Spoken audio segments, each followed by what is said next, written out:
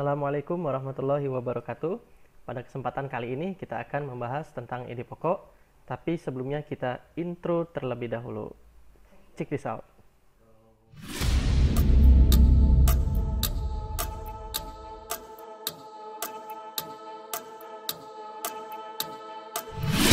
Like a force when you draw near, you won't see it coming.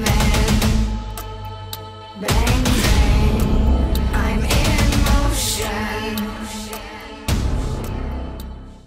Good morning everyone. How are you today? Alhamdulillah, Mr. Fine, thank you. Okay, before we start our lesson today, let's pray. Bismillahirrahmanirrahim. Rabbi zidni ilman warzuqni fahman. Ya Allah, enrich me knowledge and good comprehension. Amin. Ya, seperti yang Mr. katakan di awal tadi, bahwa pada hari ini kita akan membahas tentang ide pokok. Silakan simak video berikut ini. Bismillahirrahmanirrahim. Baiklah anak-anak semua, pada kesempatan kali ini kita akan belajar tema 5A, subtema 1. Pembahasan kita adalah ide pokok atau gagasan utama. Mari kita lanjut. Pengertian. Apakah yang dimaksud dengan ide pokok?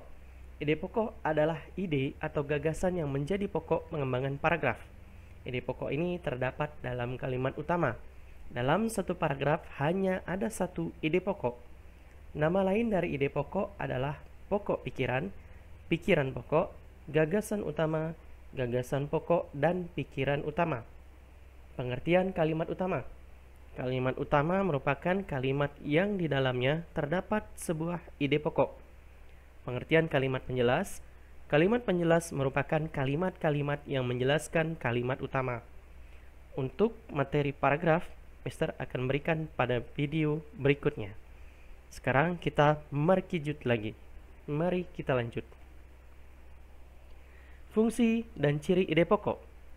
Fungsi dan ide pokok adalah memberikan penjelasan dari inti suatu bacaan atau paragraf, sehingga pembaca dapat dengan mudah memahami paragraf tersebut dan menjelaskan inti dari suatu paragraf.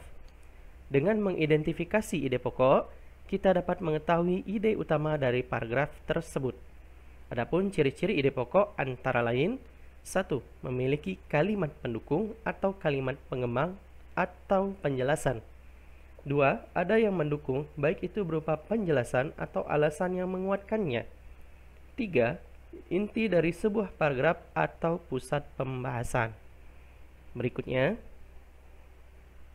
lalu bagaimana cara menentukan ide pokok? Ada beberapa cara menentukan ide pokok secara sederhana, yaitu yang pertama, mengambil kalimat utama.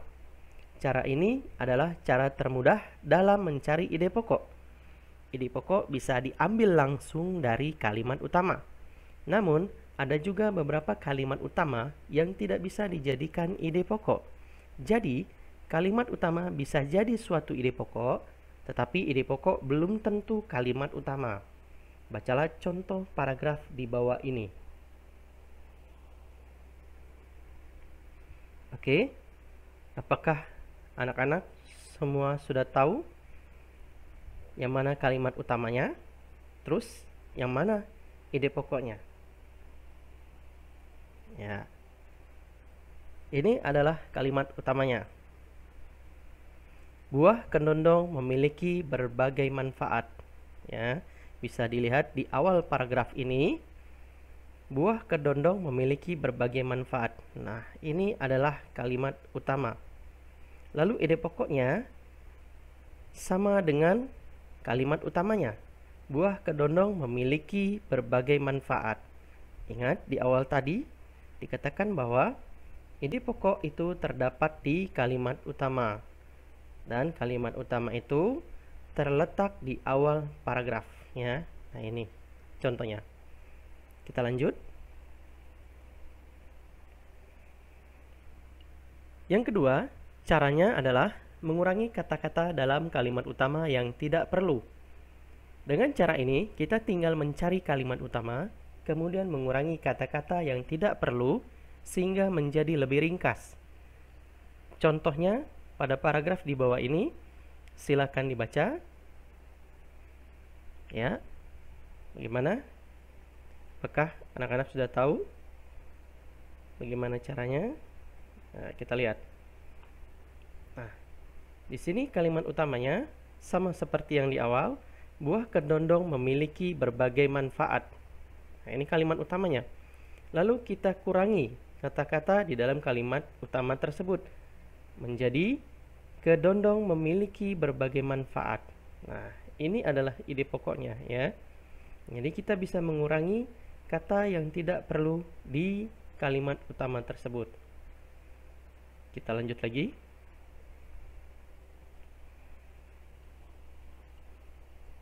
Cara yang ketiga adalah membalik kalimat utama atau menyimpulkan kalimat utama. Cara ini juga termasuk cara mudah dalam mencari ide pokok.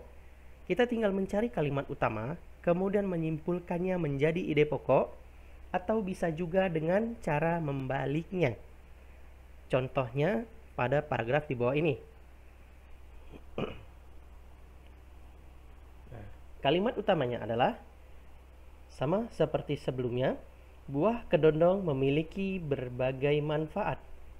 Lalu bagaimana cara kita membalik kalimat utamanya atau menyimpulkan kalimat utamanya? Seperti ini. Yang pertama, manfaat buah kedondong. Yang kedua adalah berbagai manfaat buah kedondong.